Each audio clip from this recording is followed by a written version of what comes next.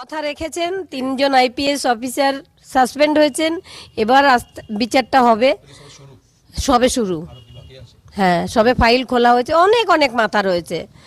যেমন সেদিন সেমিনার রুমে যারা ছিল, অভিক, বিরূপাক্ষ, সোমনাথ, প্রসূন চট্টোপাধ্যায়, তারপর দেবাশিস সোম, এরা সবাই মানে সাসপেক্টেড লিস্টে রয়েছে। হ্যাঁ, সেই রাতে যারা আমার মেয়ের সঙ্গে খাবার খেয়েছিল, না সামনে আসেনি, তাদের মুখ্যমন্ত্রী আড়াল করে রেখেছেন, মানে আমাদের মমতা ব্যানার্জি। অবশ্যই বলবো। ফাইল যখন খোলা হয়েছে, আমাদের কাছে যা তথ্য আছে সব আমরা আমাদের মুখ্যমন্ত্রী শুভেন্দুদাকে দেব। অন্যায়কে অন্যায় আমি বলবোই, ন্যায়ের পথে আমি রয়েছি এবং প্রত্যেক বাবা মাকে বলবো, বাবা মাকে, যে ন্যায়ের পথে আসুন, অবশ্যই বিচার হবে। সকালে তৃণমূল, আমাদের নির্মল ঘোষ, সোমনাথ দে এবং সঞ্জীব মুখার্জি, এরা শেষ তথ্য প্রমাণটুকুও রাখতে দেয়নি আমাদের। আমরা 2 ঘন্টা টালা থানায় বসেছিলাম। পুলিশ, মানে আমাদের, মানে কোনো মন্ত্রী মারা গেলেও এত পুলিশ থাকে না, এত পুলিশ ছিল। রাস্তাটা বন্ধ করে দেওয়া হয়েছিল। স্বস্তি সেদিনই পাবো যেদিন ওই মমতা ব্যানার্জি জেলে যাবেন, পিসি ভাইপো।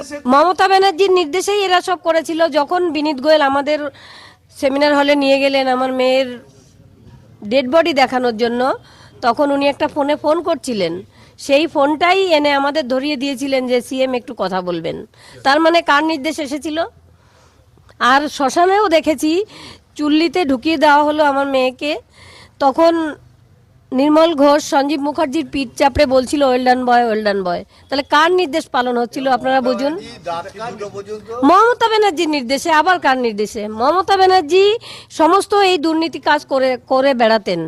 এই দুর্নীতি সহ্য করতে না পেরে মানুষ ওনাকে সরিয়েছে। তবে সরিয়ে পার পাবে না, মাথা অবশ্যই এবার ধরা। Chief secretary along with home secretary, তারা একটা ফ্যাক্ট ফাইন্ডিং এর কাজ করেছেন গত কয়েকদিন ধরে। সেইটা দেখার পরে ইনিশিয়ালি আজকে আমরা একটা অ্যাডমিনিস্ট্রেটিভ অ্যাকশন নিলাম। এজ এ হোম মিনিস্টার আমি ডিক্লেয়ার করছি। সেটা হচ্ছে ওই সময় যে ইনসিডেন্ট ঘটেছিল তাকে মিসহ্যান্ডেলিং করা, প্রপারলি এফআইআর ইনভেস্টিগেশন ইনিশিয়ালি যে পার্টটা পুলিশের করা উচিত ছিল অ্যাজ এ ডিসিপ্লিন অর্গানাইজেশন, সেই বিষয়গুলো দেখা। আমরা কিন্তু মূল ইনভেস্টিগেশন পার্টে যাচ্ছি না, কারণ ওটা সিবিআই করছে। আমরা শুধুমাত্র আমাদের সরকারের যে লোকরা ছিল, specially the senior police officers, দিদেন কলকাতা পুলিশের যারা ছিলেন, সিপি এবং ইনক্লুডিং অল, এবং সবচেয়ে বড় অভিযোগ যেটা ভিকটিমের মাদারের পক্ষ থেকে, যে 2জন police officer on behalf of the state government টাকা দিতে চেয়েছিলেন, আর একজন ডিসি তার প্রেস কনফারেন্সের অ্যাটিটিউড এবং ল্যাঙ্গুয়েজ, এটা আমাদের রাজ্যের ক্ষেত্রে খুব একটা ইন্টারনাল ফ্যাক্ট ফাইন্ডিং হবে, ডিপার্টমেন্টাল ইনকোয়ারি হবে, তখন ওনাদের যাদের বিরুদ্ধে আমরা আজকে অ্যাকশন নিচ্ছি তার বক্তব্য নেব, এবং ভিকটিম ফ্যামিলি যদি চান তাদের বাড়িতে গিয়েও আমাদের অফিসাররা নিয়ে আসবে, এবং তার পারিপার্শ্বিক যা আছে, phone call record, WhatsApp chat,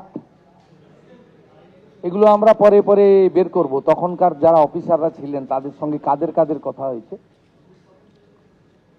কোনো মন্ত্রী, মুখ্যমন্ত্রী দিদেন টাইমে তাদের কোনো ইনস্ট্রাকশন ছিল কিনা, এগুলো আমরা সব বের করব। কারণ ওদের যে অফিসিয়াল এবং পার্সোনাল, সেটা আপনার ইনভেস্টিগেশনের পার্ট।